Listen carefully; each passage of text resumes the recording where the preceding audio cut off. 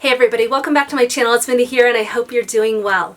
Today I'm going to go through a series of samples that I've been playing with over the past week. These are all very popular fragrances in the fragrance community. They are all rated quite highly. I think each and every one of these is over a 4.0 rating on Fragrantica, and each one of these is a gourmand for the most part. So I'm really excited to share my thoughts on these fragrances with you. If you are a fragrance enthusiast, anything like myself, you probably have bag after bag after bag after bag of fragrance samples. I have a whole container full of samples that I've been playing with over time, and this is the best way, in my opinion, to explore fragrances that you want to experience, but you're not sure if you want to blind buy. This has been the way that I've been able to get to know a lot of niche fragrances because they do come at a higher price point. So a lot of the fragrances that you are seeing here are in the niche category. I've got a lot of different fragrances that I've been playing with over time, and happy to share my thoughts on a couple of these today. If that interests you, please stay tuned and I'll jump right in. The first fragrance that I have here today is called Black Dragon, and this is by the house of Byron Perfumes. I'm not surprised by the fact that I really enjoy this one because the note structure is absolutely gorgeous. Not a shock at all that I like this. There's honey, mango, and pineapple at the top.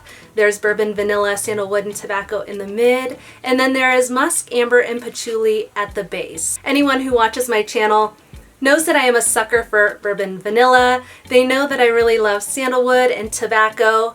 I can be a little bit finicky with honey notes, but it is done exceptionally well in this perfume. There are fruity notes here. As I mentioned, there's mango and there's pineapple.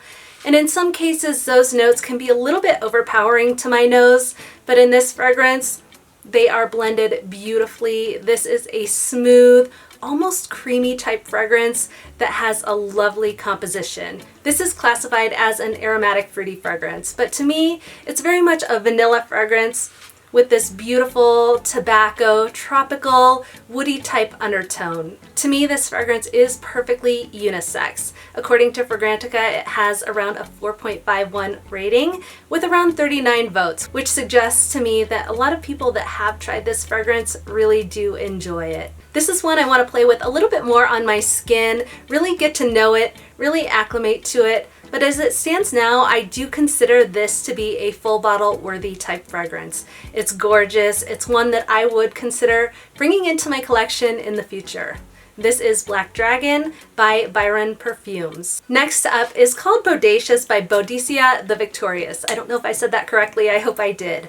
This fragrance, once I smelled it, I immediately thought of another fragrance that a lot of us are familiar with. Bodacious immediately brought to mind Tom Ford Lost Cherry. There are a lot of similarities to that fragrance. Lost Cherry was launched in 2018, and this fragrance was launched in 2021. So I am kind of wondering if Boadicea the Victorious used Tom Ford Lost Cherry as an inspiration. I really can't say, but there are quite a few similarities to that fragrance. The shared notes that I see between Bodacious and Tom Ford Lost Cherry are cherry, almond, cloves. There's a form of jasmine in both perfumes, a form of rose in both perfumes. They both have tonka bean, vanilla, sandalwood, vetiver, and a form of liquor. So in Tom Ford Lost Cherry, I believe you have just a liquor note, and in Bodacious, you have cognac. There is no surprise to me whatsoever that I like this fragrance because of those similarities to Tom Ford Lost Cherry.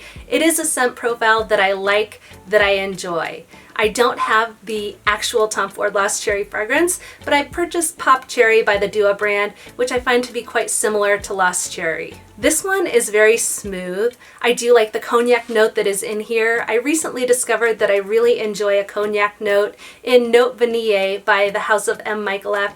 There is a cognac note as well, and that fragrance is to die for. And I find this one to be quite enjoyable as well. One thing that I notice is different between Bodacious and Tom Ford Lost Cherry is that Bodacious does have a tobacco note, and I can kind of pick up that tobacco note here. I love tobacco in fragrances, and in this one it is done very well. I would love to do a future This Not That epic fragrance battle with this fragrance and Tom Ford Lost Cherry to really do a side-by-side comparison and see how they differ from one another. At this point in time, I do find them to be quite similar. I think some people who have Tom Ford Lost Cherry might consider this to be redundant. So if you're interested in this fragrance, I do suggest trying before you buy it because it does come at a higher price point, very similar to Tom Ford Lost Cherry. But I do consider this fragrance to probably be an 8 out of 10, a 9 out of 10. It's a scent profile that I really enjoy. I just don't know that I would consider bringing a full bottle into my collection because it does share those similarities with Tom Ford Lost Cherry. Stay tuned. In the future, I'd love to do a fragrance battle on these two and share my thoughts on how they compare.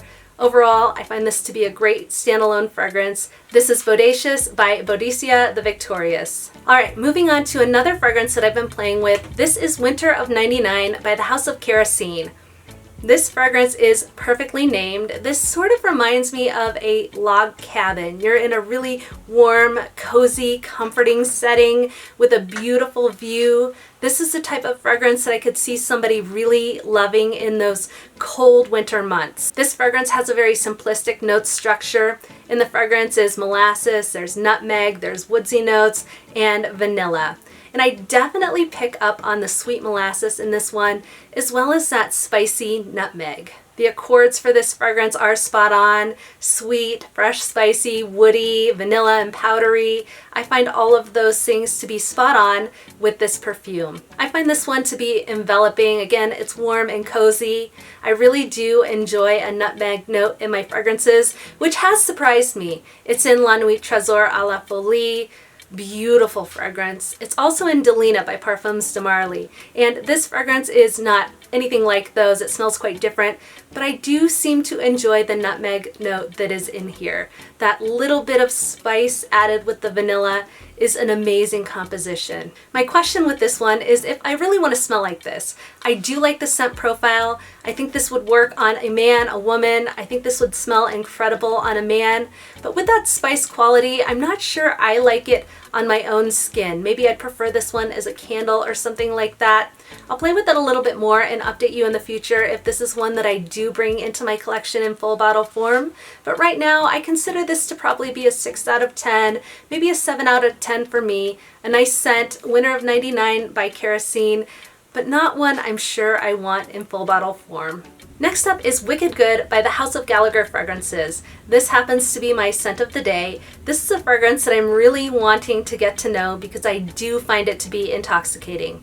When you look up chocolate fragrances on Fragrantica, this comes up alongside Gourmand Coquin by the House of Guerlain. This comes up next to Chocolate Greedy by the House of Montale, by the Hugo Boss The Scent Private Accord, as well as Angel Muse by Mugler. These are all chocolatey fragrances that a lot of people talk about. Wicked Good is one that I'm really intrigued by so far, and I find to be a lovely scent. Now I have to say, when you first spray this on your skin, it comes off a little bit harsh. That milk chocolate in this scent is a little bit overpowering. There's a burst of alcohol in that initial spray, but when it dries down on the skin is where this fragrance really does shine. As this one dries down into the skin, it warms into the skin, it does become a very intoxicating scent. It has notes of milk chocolate, tonka bean, and Madagascar vanilla. So this is a simplistic note structure, but overall I find the scent profile to be amazing. I completely understand why this one is called Wicked Good. I understand why there's such a strong following behind it.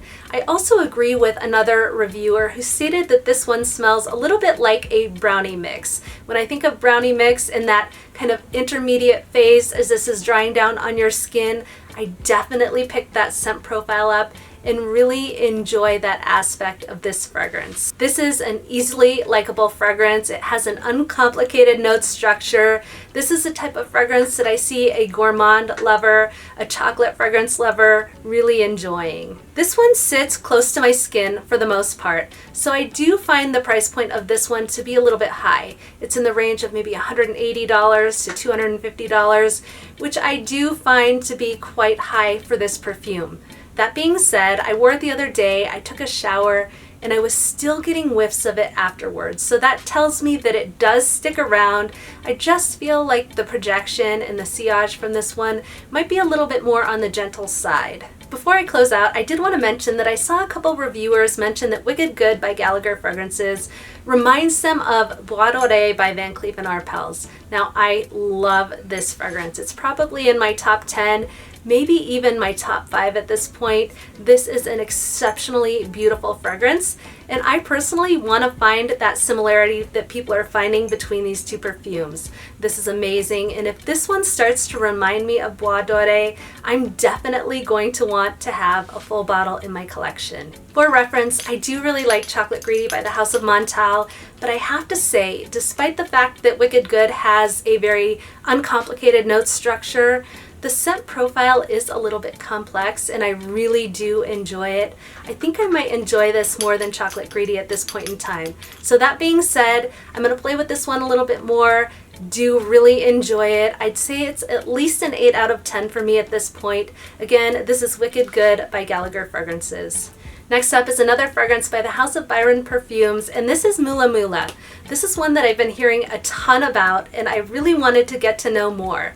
This fragrance is essentially a love at first sniff. If nothing else, I definitely find it to be intriguing at first sniff. I'm not generally drawn to fruity type fragrances, but in this case, I really do enjoy this perfume. I have a feeling that what captures me about this one is the blend of fruity notes. There's peach, strawberry, and raspberry with the beautiful caramel that's in the top notes of this perfume. The oud in this fragrance is extremely wearable to me. What I mostly get from this one is fruity, sweet, a little bit spicy, definitely vanilla, definitely caramel. I find this to be a very well done fruity perfume that has a lot more complexity than some of the other fruity fragrances on the market. A lot of times fruity fragrances are considered to be a little bit juvenile, and that's definitely not the case with this one. If you generally like fruity perfumes, I definitely think this is a must try. This is a really addictive scent.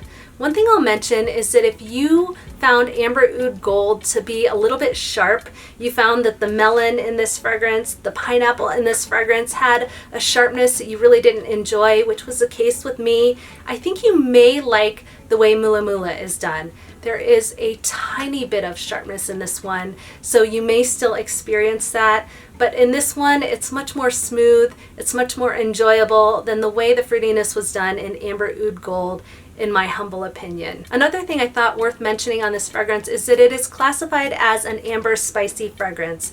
It is rated a 4.31 on Fragrantica, which is an excellent rating, and it has over 200 votes. So that suggests to me that generally speaking, people find this to be a crowd-pleasing, enjoyable fragrance. Another thing that I found interesting about this fragrance is that in the Reminds Me of section, some people thought this reminded them of La Capitale by the House of Xerjoff.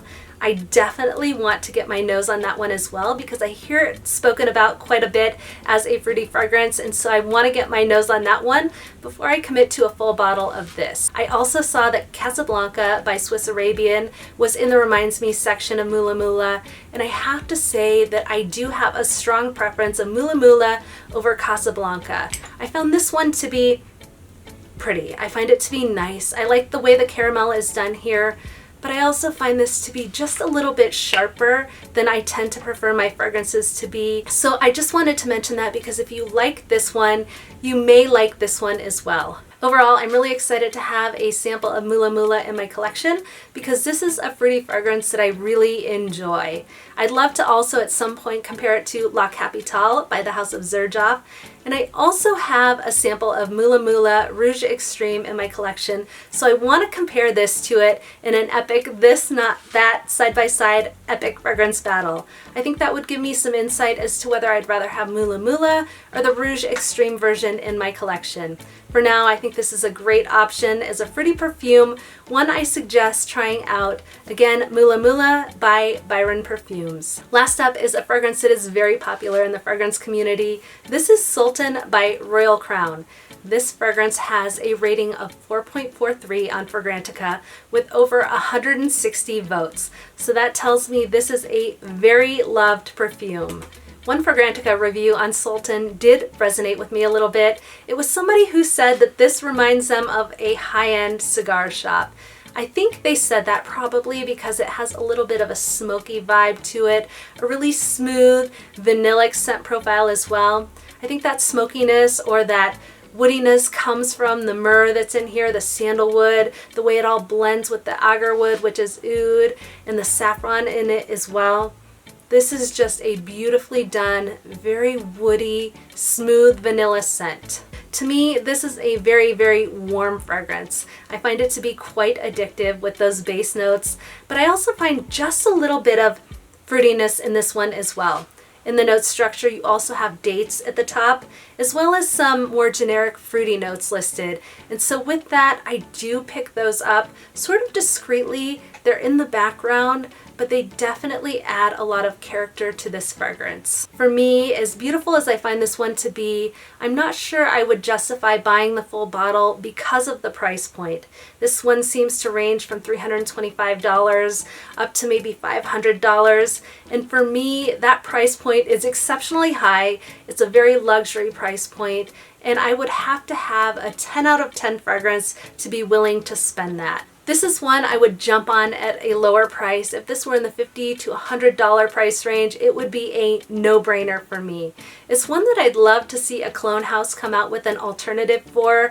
I would definitely buy it from a clone house. I would also be interested in playing around in the Reminds Me of section of Fragrantica and checking out some of the other perfumes that people say are similar to this one and seeing what else might be in this range, but not in the price point.